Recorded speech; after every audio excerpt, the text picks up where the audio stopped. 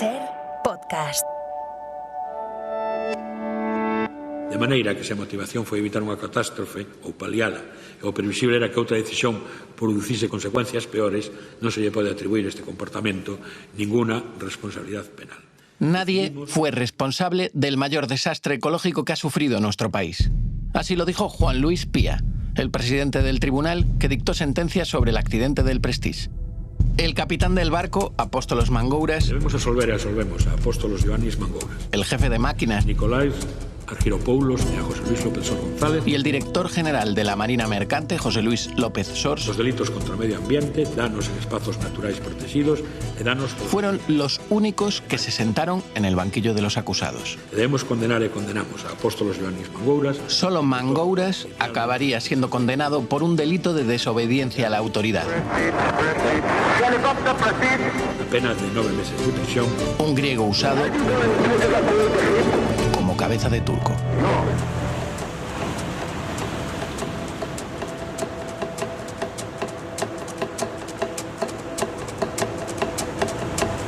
Episodio 4. El juicio. Podíamos habernos perdido en el magma de responsabilidades, porque responsabilidades las había por medio mundo. Un barco que se construye en Japón, que se repara en Guangzhou, en Constanza, que va por los Emiratos Árabes, que va por Grecia, que se va a San Petersburgo, pues si queremos buscar responsables de gente que no ha hecho su trabajo bien en todos esos ámbitos, podemos perdernos, y podíamos habernos perdido. Si además vamos por las empresas, la clasificadora, la aseguradora, la petrolera, el propietario registral, todo lo que también nos podíamos haber perdido en ese mundo. De manera que yo creo que fue una decisión más o menos inteligente, o más o menos la única que podíamos tomar, porque era lo que teníamos, cuando los sujetos de imputación estaban claros. Álvaro García Ortiz, fiscal del caso Prestige, actual fiscal general del Estado. El juicio empezó en los juzgados de Corcubión y acabó casi 10 años después en A Coruña. El traslado de la documentación se realizó en camiones que transportaron hasta 297.000 folios del sumario, 360 tomos de investigación. Para que os hagáis una idea, la sentencia del 11M ocupó 241. Tal era el tamaño de aquel juicio que se tuvo que utilizar el Palacio de Congresos de A Coruña para dar cabida a 2.128 partes personadas, 45 acusaciones particulares, 133 testigos, 98 peritos, 51 abogados y 21 procuradores. Las pruebas que se emplearon en aquel proceso iban llegando a centenares y se acumulaban a la espera de ser analizadas. Muchas de ellas fueron de vital importancia para entender qué pasó en las primeras horas del accidente. Podemos escuchar, por ejemplo, algunas de las conversaciones mantenidas entre el Prestige, el centro de salvamento de Finisterre y uno de los helicópteros de rescate. ¿Qué te parece si no me suelto? Bajo y subo, línea guía. Bajo yo. Afirmativo, sí. Bajo subo y bajo subo. La maniobra, sí. En el puente, están ellos quizás. Y cuidado con cualquier explosión. ¿Dónde coño está? Vamos a ver. Vamos a lo que vamos. A esta peña, si está escondida es porque no quiere salir. Eso es punto 1. Vale. Lo tenemos claro, ¿no? Sí. Pues como lo tenemos claro, aquí no baja ni el tato. Perfecto, Paco. Si nadie a la vista, no. Estas grabaciones nos muestran lo complicadas que fueron las labores de rescate desde los helicópteros debido al mal tiempo y a la escasa tripulación que quedaba en el barco. Yo dentro no me meto, Perdona, que creo que están contestando. Mi primera prioridad aquí es sacarlos cuanto antes. Perfecto. Esa es mi primera prioridad. Vale. Muy bien. Y después nos mantenemos por la zona, ¿te parece? Siempre es normal. Adelante, derecha 1. 90. Subo. Ahí no. 90 pies. A ver si puedo llamarlo. Pasa por... Llama a Rubén y dile que vaya a popa. Que vaya a popa. Ya, da llamada ya. A popa, todos. A popa. 80 pies. 70. Vale, 70. Mantengo. Con puta barco este, cabrón. 70 pies. 65. Aguanta ahí. ¿Va a entrar? ¿Entrando? Oh puta. Va a venir a por vosotros vuestra puta madre. La instrucción del juicio comenzó unas semanas después del accidente y se prolongó 10 años. Mientras los jueces investigaban, en España vivíamos el atentado del 11M. Oye, estoy en la ducha, ha habido una bomba en el tren y hemos tenido... La llegada de José Luis Rodríguez Zapatero a la presidencia, el fin de la banda terrorista ETA o la victoria de la selección de fútbol en el Mundial. El 15 de octubre de 2012, casi 10 años después y centenares de pruebas mediante, comienza el juicio. Un juicio con 3 protagonistas, 3 acusados. José Luis López Sors, Director general de la Marina Mercante, nacido en Ferrol en 1941. Al comienzo del juicio tiene 71 años. Las acusaciones solicitan hasta 5 años de cárcel por un delito contra los recursos naturales y el medio ambiente. Nikolaos Argyropoulos, Jefe de máquinas del Prestige, nacido en Grecia el 21 de agosto de 1935. Tiene 77 años cuando comienza el juicio. La Fiscalía solicita delitos contra los recursos naturales y el medio ambiente, daños, desobediencia y resistencia. Piden 7 años de prisión para él. Helicóptero Prestige. Apóstolos Ioannis Mangouras, capitán del petrolero Prestige. Nacido en Icaria, Grecia, el 30 de noviembre de 1934. Al comienzo del juicio va a cumplir 78 años. La Fiscalía solicita 12 años de cárcel por delitos contra los recursos naturales y el medio ambiente, daños, desobediencia a las autoridades marítimas españolas durante el rescate del buque y resistencia.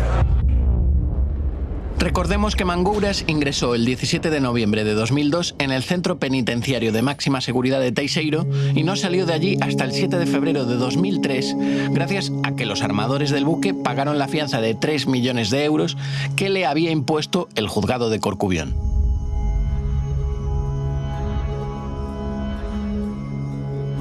El capitán vivió 21 meses en Barcelona bajo libertad vigilada. Durante casi una década tuvo que presentarse cada 15 días ante la policía griega. Y durante los 8 meses que duró el juicio, vivió en A Coruña. Apóstolos Mangouras regresó a su país después del juicio. Jamás hemos podido escucharle tras aquellas declaraciones como acusado.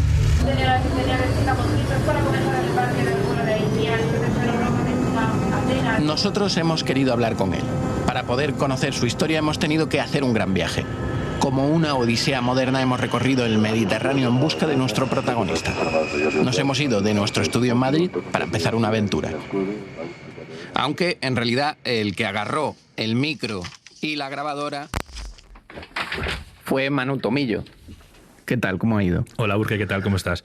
Pues esto ha sido una aventura, literalmente. Hemos pasado semanas buscando a Mangouras y al principio la primera información que nos llegó es que había fallecido. ¿Qué? Estuvimos hablando con varios marineros y nos decían, está muerto, olvidaros de él. Lo que pasa es que yo me quedé siempre con esa idea de que algo fallaba. Conseguí otra información que me dijo que estaba vivo.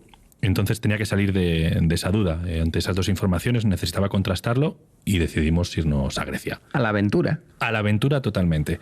Así que nos vamos a Grecia. Primero, el objetivo final era Icaria, la isla de Icaria, que está muy cerquita de Turquía. Hicimos una escala en Atenas y allí me encuentro con el periodista griego Alexandros Lizardakis, que es la persona que me va a ayudar en el terreno a traducir y a recorrer y a conocerle el sitio, ¿verdad? Claro, la gente que no conozca, yo no conocía Icaria. Icaria es una isla muy, muy rural. Ajá. Unos pueblitos muy, muy pequeños. Estamos hablando de 300 habitantes por aquí, otros 50 por allá, todo muy rural, caminos de cabras, literalmente se te cruzaban cuando ibas con el coche las cabras, los gatos, en un entorno muy, muy rural. ¿Y tú no sabías si te lo ibas a encontrar o no? Claro, solamente teníamos el teléfono del vecino de Mangouras. Y él nos había dicho que estaba allí, que vivía allí, que era su vecino, que le veía todos los días. Con esa pista nos fuimos hasta allí y nos confirmó que esos días se encontraba en Icaria. Todavía eran los últimos días del verano y se encontraba allí. Le llamamos al vecino y nos dio, la noche antes de llegar al pueblo, nos dio el teléfono de Mangouras, el teléfono móvil. Y le llamamos un par de veces. Wow. Pero nunca nos cogió el teléfono. Así que decidimos ir hasta allí, hasta el pueblito donde él vive, hasta Karkinagri.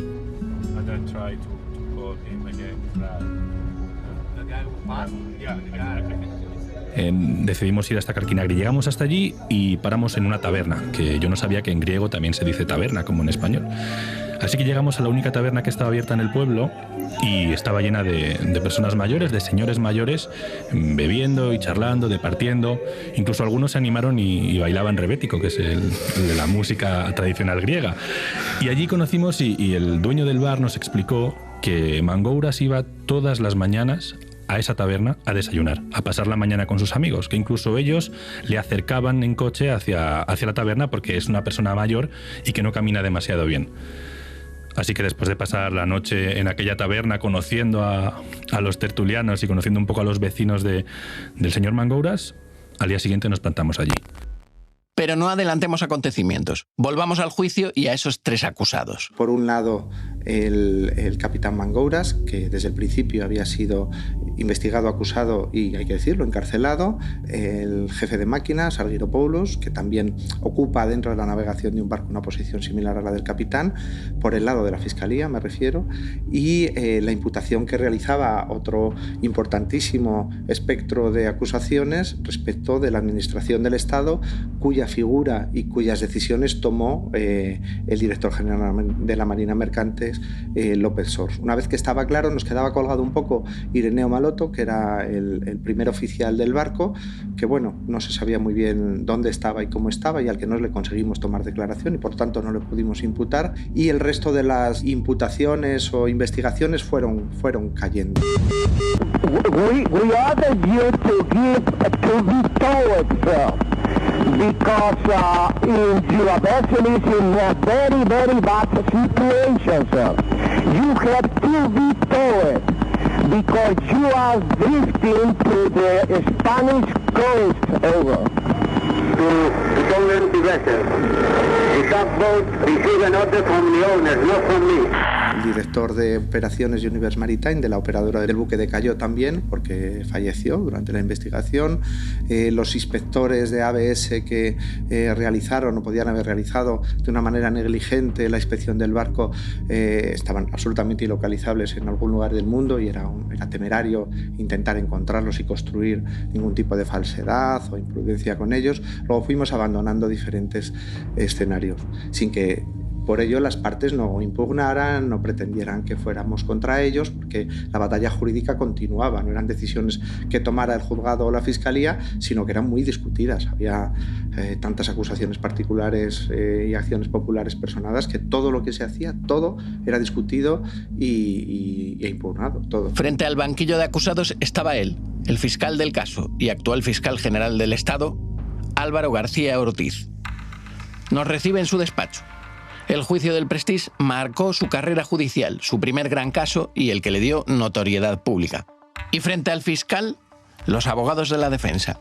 Uno de ellos es Paulino Pérez, abogado del turno de oficio de CE en A Coruña y que terminó siendo la defensa de Nicolaos Argyropoulos. Pues se le acusaba de un delito de daños medioambientales y de un delito de desobediencia. O sea, había dos facetas. Los daños, por ser también corresponsable, junto con el capitán, del desastre medioambiental que supuso el naufragio del Prestige, y también de un delito de desobediencia a las autoridades españolas en el momento que hubo el accidente.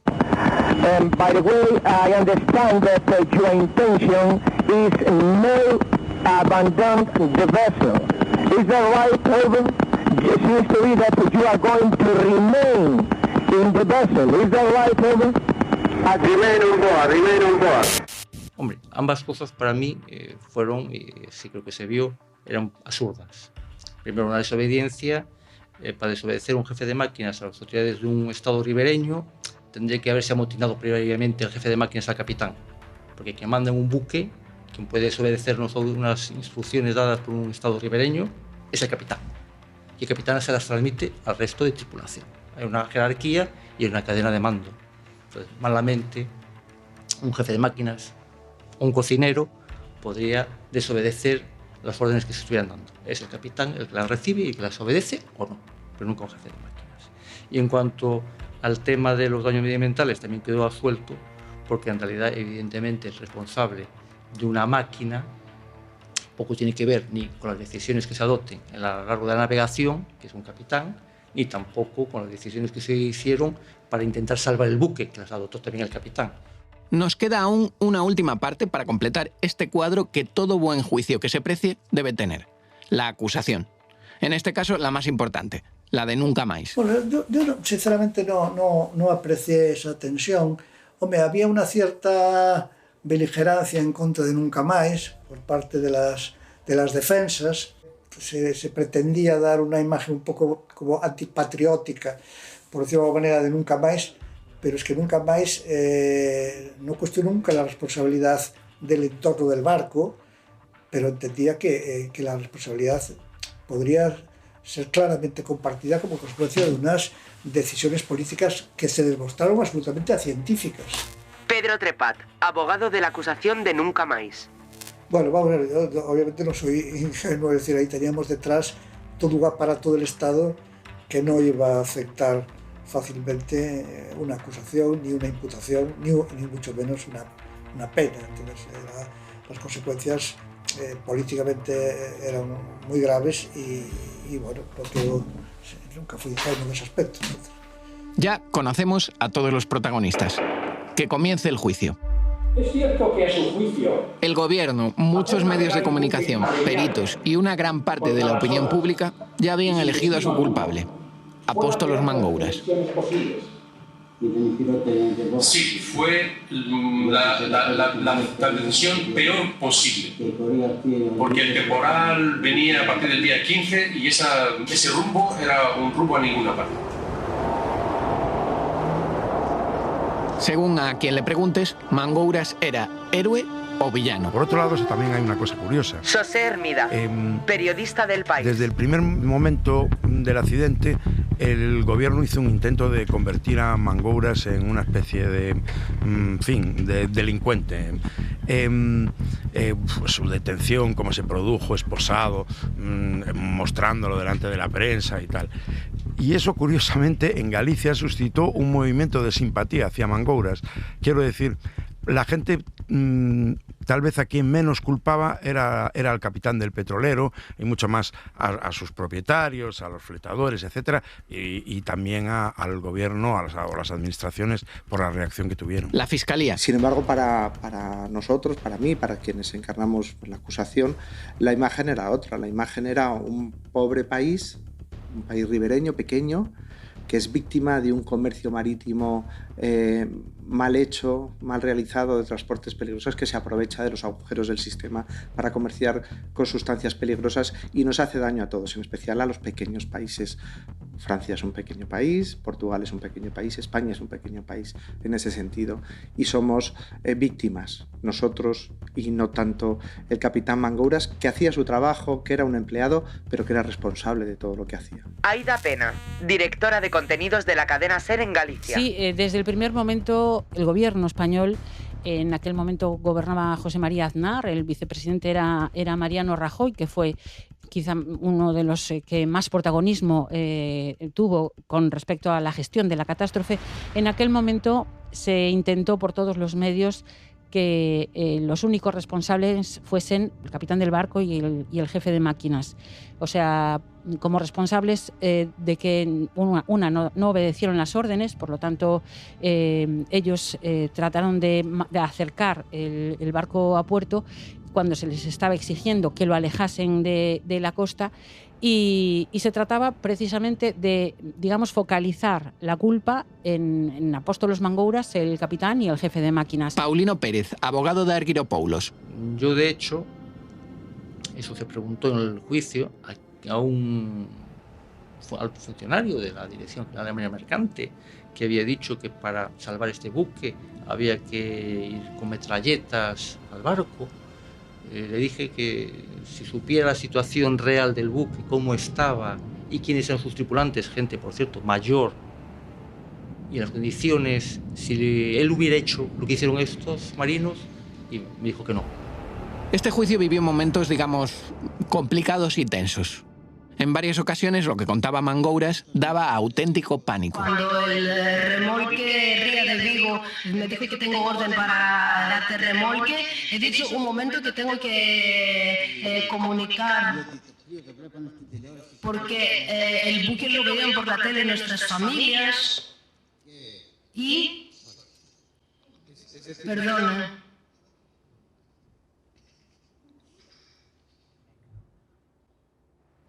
Si quiere que paremos otro poco, no hay ningún inconveniente. Pues se suspende otros 10 minutos hasta que se tranquilice. Sobre Mangouras yo tengo que decir que tuvo una actitud muy respetuosa hacia el tribunal y hacia cualquiera de nosotros. Así como hemos dicho que los abogados o que el entorno pudo ser abrupto, bueno, pudo serlo, él todo lo contrario. Es más, yo creo que respondió con sinceridad a las preguntas que le hicimos, con sorprendente sinceridad. Yo mostrándole algunos documentos que habían estado perdidos durante 9 años y que yo me imaginaba que no iba a reconocer, él lo reconocía. Algunas cuestiones las reconocía. Es verdad que luego las repreguntas reconducían a los propios abogados, pues como debe ser, reconducían ese testimonio que en principio era inculpatorio para él, pero yo creo que había honestidad en lo que hizo y en lo que él contaba. Y en medio de ese ambiente caldeado que a veces se podía cortar con un cuchillo, el otro gran señalado, José Luis López Sors. Finalmente, como decías, se consigue que el que era en aquel momento director general de la Marina Mercante, José Luis López Sors, se siente también en el banquillo, pero yo creo que había como una especie de, digamos, consigna para evitar que el director general de la Marina Mercante, que era el único responsable de la administración, el único representante político que se sentaba en ese banquillo, finalmente fuese declarado culpable. Entre otras cosas, porque si él fuese declarado culpable de un delito ecológico, le correspondería al Estado pagar la indemnización, y era muchísimo dinero. López Sors actuó como cortafuegos. Al final el ministro Cascos se zafó. Su declaración fue muy, divertida entre comillas. Eso es lo de la ignorancia nos hará libres. No me imagino al director general de los bomberos de Nueva York sentado en un tribunal por no haber impedido el derrumbamiento de las Torres Gemelas. No estaban de cacería. No solo Fraga estuvo de cacería el primer fin de semana tras la tragedia, según ha sabido la SER. El ministro de Fomento, Álvarez Cascos, hizo lo propio en el Pirineo Leridano. También estuvo de caza. Y López Sors pues asumió el papel de cordero y degollado y actuó como parapeto y como dique. Declaró que todas las decisiones las había tomado él, exclusivamente y bajo su responsabilidad, y evidentemente traspasar esa línea a efectos de una investigación para nosotros era muy complicado. Estamos convencidos de que obviamente López Sors actuó bajo instrucciones de sus responsables políticos superiores, pero, penalmente hablando, era el que gestionaba el campo propiamente como director general de la Marina Mercante, y ante su rotunda afirmación de que sus decisiones se pasaron de su propio criterio, pues evidentemente no pudimos llegar más allá. Lo que nadie se puede creer es que las principales decisiones sobre el destino del barco no se tomaran con el conocimiento de al menos el ministro de Fomento, entonces Álvarez Cascos. Resulta muy difícil, pero bueno, entiendo que no sé si es un sentido de la lealtad o lo que fuese que a él le llevó a no desviar ninguna clase de responsabilidad hacia arriba. Él obviamente también lo tenía, porque era el primer responsable técnico de la materia, pero esas decisiones que se tomaron obviamente desbordaban la parte más técnica o técnico-político que podía ser la de él y entraban de lleno en el campo de lo político del ministro. Es decir, que al asumir López Sors toda la responsabilidad, el ministro Álvarez Cascos podía respirar tranquilo. El que contamina paga, y si el que contamina paga, el que ha contaminado es el Prestige, y los responsables son la cadena de empresas que han participado en los distintos niveles de responsabilidad del funcionamiento del Prestige. Desde la Fiscalía no se apuntaba tan arriba. En el caso de la Administración del Estado, que como digo la Fiscalía no acusó y no perseguía, el director general de la Marina Mercante, tanto porque lo dice así la ley, no hay que olvidarlo, es a quien atribuye la responsabilidad de tomar ese tipo de decisiones en caso de accidente marítimo, como por su propia declaración, en la que él asume que es él quien toma las decisiones y que las asume, que se responsabiliza de ellas. Se podía haber buscado otro tipo de responsabilidades más arriba, digamos, ¿no? Y eso es lo que muchas de las partes en el proceso solicitaban, ir al ministro de Fomento, ir incluso al presidente de Gobierno, buscar otro tipo de responsabilidades. Sin embargo, jurídicamente es cierto sobre quien se focalizaba y quien asumió esa responsabilidad fue López Sors y fue enjuiciado por ello. Unos por otros y la casa sin barrer. El banquillo de acusados y las personas que presumiblemente tomaron la gran decisión. Eso sí, un año más tarde y habiendo acabado el juicio, se filtró que López Sors mandó una carta al Ministerio de Fomento pidiendo al gobierno que pagase los gastos que le ocasionaba el juicio, puesto que él había recibido del propio Ministerio de Fomento, abro comillas, las instrucciones del gobierno a través de los órganos directivos. Y aún así, la pregunta seguía sobre la mesa. ¿Tendrían que haber alejado de la costa el Prestige o no? He ahí la cuestión. Sí, en cualquier caso, fuera López Sors, que honestamente creo yo que fue López Sors, o cualquier otra persona, la decisión de alejar o acercar no es tan sencilla como parece. ¿Acercar dónde? ¿Alejar hasta dónde? Alejar significa perder el barco, evidentemente, pero también alejar los efectos de una marea que cerca de la costa es mucho más peligrosa. ¿Acercar significa poder salvar algo el barco? No lo sé, pero ¿dónde acercas y cómo acercas y de qué manera? Luego, lo que parece una decisión simple, blanco y negro, se torna completamente disparatada cuando te pones en las coordenadas de aquel momento. Y no hay que olvidar que sabemos ahora lo que no sabíamos entonces. Y a mí me gusta decir una cosa, yo con lo que sé ahora, o con lo que sabemos ahora, tantos años después, yo no soy capaz de decir, no lo soy capaz de decir, que fue equivocada ni que fue acertada. Es cierto que ni entendió entonces ni entiende 10 años después esa orden de alejamiento por las autoridades españolas que no conducía más que al progresivo deterioro del buque y a la pérdida de su carga. Así es, porque como ya he dicho, pues era la peor decisión posible. Cuando todos los acusados habían podido defenderse, se habían presentado todas las pruebas, habíamos pasado por horas de interrogatorios y escucha de grabaciones, el caso quedó visto para sentencia.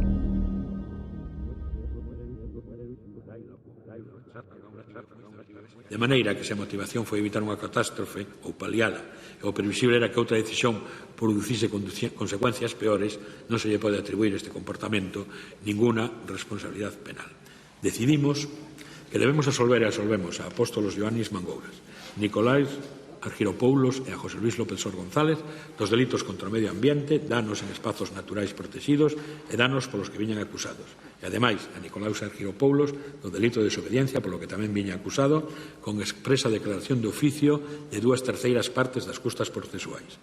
E debemos condenar e condenamos a Apóstolos Ioannis Mangouras como autor criminalmente responsable dun delito de desobediencia grave á autoridade, a pena de 9 meses de prisión e ao pagamento da restante terceira parte das custas procesuais.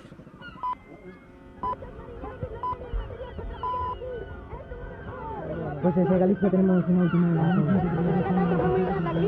se encuentra en petición de la Junta de Galicia. Manuel Fraga nos tardó 8 días en visitar la zona de estiramiento vertical, plastilina en estiramiento vertical. Salen unos pequeños hilitos. Y así es como parecía que acababa esta historia. Aunque nadie quedaba contento con una sentencia que en teoría vendría a poner justicia y que solo trajo desconfianza en las instituciones y en los medios de comunicación. Es muy difícil ir contra una idea preconcebida. Y la idea preconcebida en Galicia, y que ahora mismo es imposible, aún hoy es imposible de destruir, es que el culpable de la marea del Prestige es la administración del Estado y no es un barco en pésimas condiciones que navega por las costas de Galicia.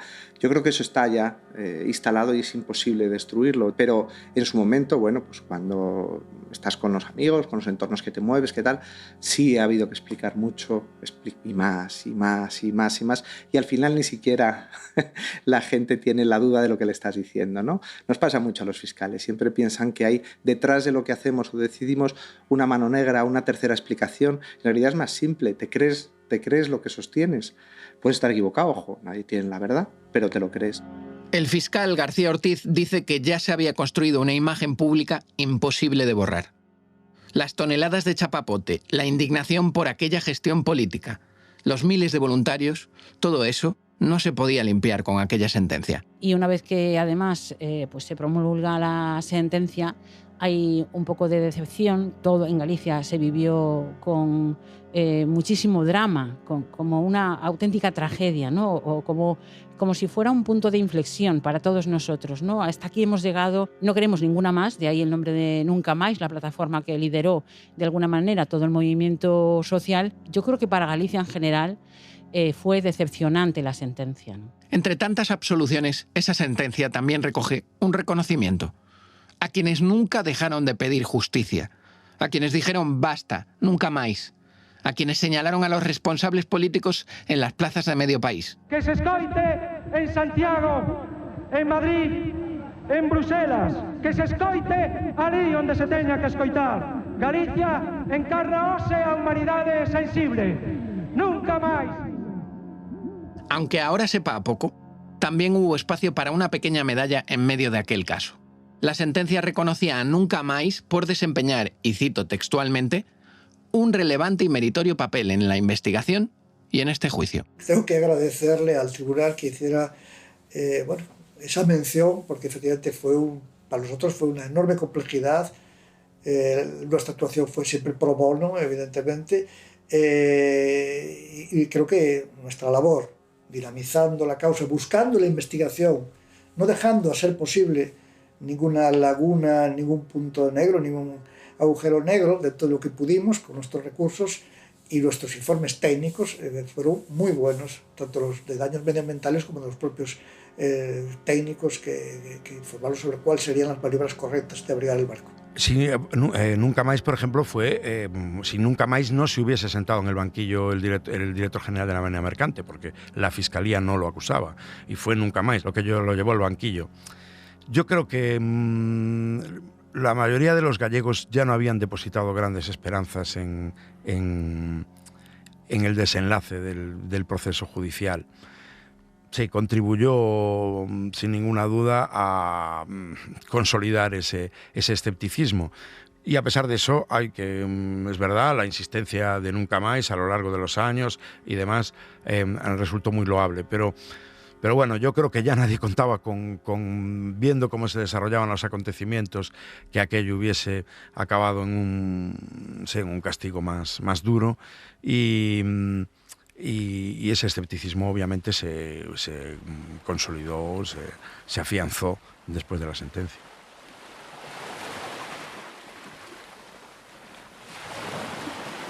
Un sentimiento que hoy hace que los dedos buscando culpables apunten más allá de nuestras fronteras. Sí, la verdad es que si lo piensas ahora, estuvo todo mal. Yo sé que no había solución fácil una vez que el barco llega a la costa gallega en pleno temporal, con una carga muy peligrosa, y realmente no había solución fácil ahí. Pero quizá habría que buscar el culpable en el inicio, ¿no? Porque ese barco era un barco muy viejo, muy deteriorado. El capitán tenía mucha experiencia, pero era una persona muy mayor. Se suponía que esta iba a ser su último trabajo. O sea, el barco, sin embargo, había recibido el visto bueno para poder navegar por parte de los organismos internacionales, pero era como una especie de cascarón. De hecho, el propio capitán, Apóstolos Mangouras, en el juicio, en unos días en el entorno de ese juicio, decía que los habían metido en un cascarón que se dirigía a la muerte. O sea, él mismo reconocía que el barco estaba en muy malas condiciones. Ahora que lo recuerda nuestra compañera Aida, volvamos a Apóstolos Mangouras. Manu, ¿dónde lo dejamos? Eran más o menos las 11 de la mañana cuando llegamos, y en la terraza de fuera de aquella taberna había 4 señores mayores. Y nos sentamos justo en la mesa de al lado. La camarera, que ya nos conocía de la noche anterior, nos dijo: es él, el que tiene la mascarilla puesta. Y es verdad, había uno de ellos que llevaba la mascarilla puesta, no hablaba demasiado, y pasamos más de 45 minutos sentados a su lado, intentando, ganarnos su confianza.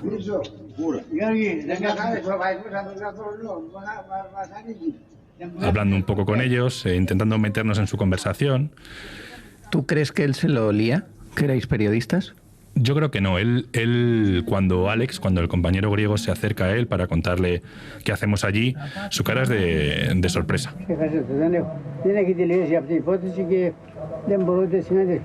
Primero nos mira como con cierta... Eso, no se esperaba ese momento. Sí que es cierto que fue muy amable en todo momento con nosotros. Estuvimos hablando fuera de micrófono más de media hora, 45 minutos. Manuel.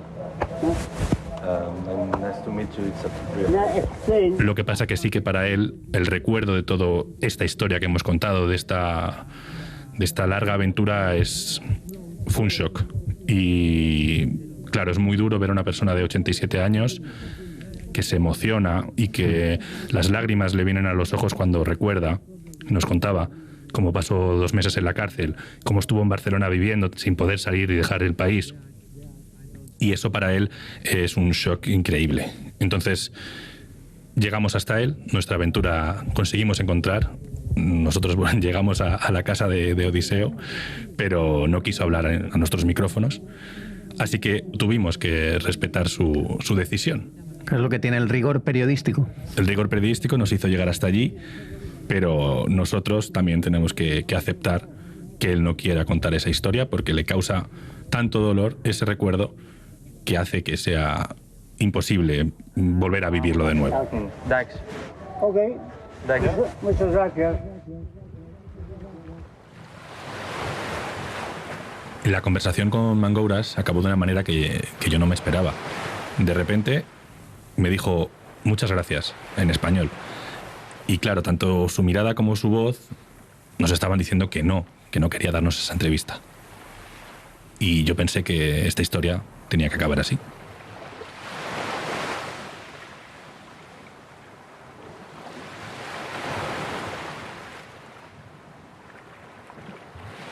Él prefiere pasar página, olvidar el trauma, vivir sus 87 años tranquilo en su casa, porque el proceso aún sigue vivo en los tribunales. The court opens and continue. No can do speaking anything before some problem with me with the club. Y como una vieja tormenta, el caso del Prestige aún nos sigue dejando noticias, sentencias, declaraciones de abogados, como olas de una mar de fondo que no termina de calmarse. El caso sigue vivo y muy liado. Así están las cosas. Primero, la justicia española obligó a pagar 855 millones a la aseguradora del Prestige, London Steamship P&I Club. ¿Qué hizo la aseguradora? Abrió un procedimiento arbitral con sede en Londres. Lo último que sabemos es que el 20 de junio de 2022, el Tribunal de Justicia de la Unión Europea estableció que prevalecía la sentencia original de la justicia española. Aunque el caso no está cerrado. Por ese juicio aún a flote, Apóstolos Mangouras prefiere guardar silencio. Prefiere guardarse para sí mismo lo que vivió aquel 13 de noviembre a bordo del Prestige.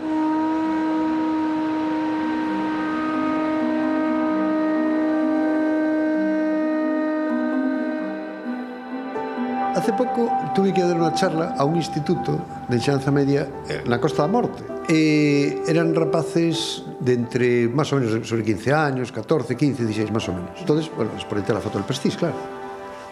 E aproveché para preguntar, e dicir, ¿sabéis lo que es esto? ¿Os acordáis de esto? E pouco se acordaba, moi poquito. A xente xoven, os meniños e todo eso, a ver, eso hai 20 anos, que parece que foi, porque empezas a recordar e parece que ainda foi este ano pasado. Entonces eso ten que quedar a imagen para todo o mundo, que vexa que eso foi unha catástrofe, que non volva a ocurrir. Y claro, ahora con la perspectiva de tantos años, cuando me paseo por la playa y veo pues, que aún quedan restos de chapapote en algunas zonas, pero en general, pues como que aquello ya como que se ha borrado, ¿no? Sí, bueno, las emociones se atenúan con el tiempo, pero sobre todo recreas las emociones que habías tenido en aquel momento, ¿no? Hubo otros barcos que también nos dejaron la costa llena de chapapote. Tú puedes recordar perfectamente qué hacía tu familia si tú todavía no vivías cuando le Urquiola. Policomander. ¿Qué hacían en el mar Egeo? Hubo muchos barcos que pasaron por la costa gallega y nos dejaron ahí un regalillo. Entonces, como son situaciones que se superponen y se repiten, con resultados regulares en cuanto a la gestión, finalmente lo que hay es una especie de resignación y de decir, bueno, a ver ahora cómo van las cosas. Yo creo que nos pasaría lo mismo. A lo mejor ya tenemos la experiencia de antes Por ejemplo, aquí en Muxía tenemos esa experiencia, pero lo que es el chapapote y tener que ir a las piedras sería lo mismo. Pero el Prestige es como eso, como el punto de inflexión de todo esto y el que realmente nos ha quedado en la memoria colectiva. Ahora hablamos de fake news desde hace unos años y en realidad es muy viejo. En aquel momento nadie usaba ese término, pero aquello fue un buen ejemplo de fake news, ¿no? Hay algo deprimente que es ver cómo determinados comportamientos persisten. Porque yo sigo afirmando que el Estado desapareció en ese momento, ¿no? Y fue el pueblo el que emergió, el pueblo y otros pueblos que vinieron a ayudar, ¿no? Se me viene a la mente también los miles de voluntarios que dejaron lo que estaban haciendo, porque no era verano, no eran vacaciones, dejaron lo que estaban haciendo para venir a Galicia a echarnos una mano y retirar el chapapote de la costa. Wow, la potencia, ¿no? que tiene el mar para regenerarse. A ver, é que eso foi inmenso. Noso pueblo xa estábamos aquí, pero todos os días nos chegaba xente de todos os lados. É que foi unha marea que xa lle chamaron... Pero todos os días chegaba xente nova, que querían ir a axudar. E nós dicíamos, madre mía, que nos dou a vida, porque así, con tanta xente, pois podemos ter grupos en todos os lados, pola mañán, todo o día. Xa estaban aquí mollados, cheos de chapapote, sin comer, porque despois decidimos de montar unhas cociñas na lonja para tomar algo quente, porque era no inverno, e facía frío. Temos que estar super agradecidos a toda a xente que colaborou con nós, que nos dou a vida.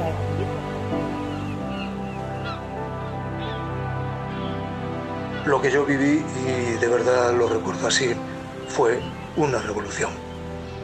Hubo unos días, primeros días de estupor, unos días en que la gente rumiaba una mezcla de miedo y rabia, pero la reacción esta vez no fue meterse cada uno en su propia concha. Se movió el silencio. En los momentos más críticos, la gente, la comunidad, sustituyó al gobierno o al desgobierno. Fue una revolución de las conciencias, una revolución positiva y efectiva, local y universal, en la que tomaron parte miles de personas de Galicia y de fuera. Una revolución cívica y ecológica, expresada además con imaginación y con excitación creativa. Estábamos contra la incompetencia y las mentiras del gobierno, sí, pero también contra un sistema, un capitalismo sucio, impaciente, sin escrúpulos, que había causado el ecocidio.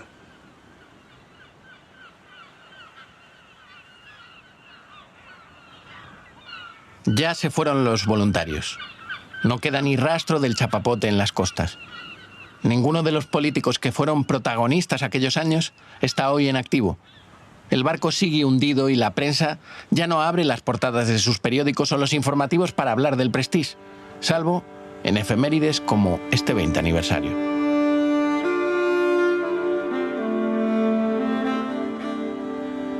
Sin embargo, el recuerdo amargo y el descontento no se han ido. La desafección política sigue ahí. Y aunque el medio ambiente se ha regenerado un poco, el tráfico marítimo es cada vez mayor en un planeta más y más globalizado y que también nos dice basta a causa de la contaminación galopante y el cambio climático. Como en aquella plaza del Obradoiro en 2002, repleta de gente.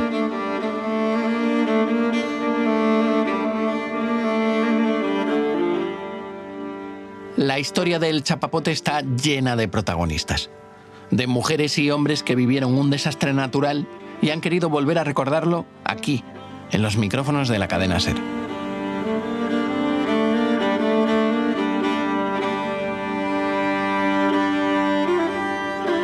Para que, aunque la justicia dictase su sentencia, todos recordemos la dignidad de un pueblo que se levantó cuando vio el desastre frente a sus casas. Para que a sus recuerdos no se los lleve la marea.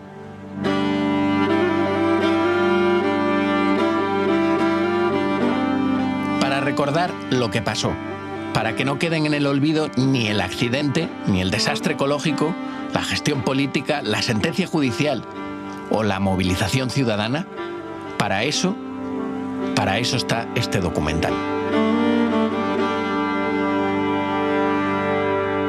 Chapapote, la mancha del Prestige.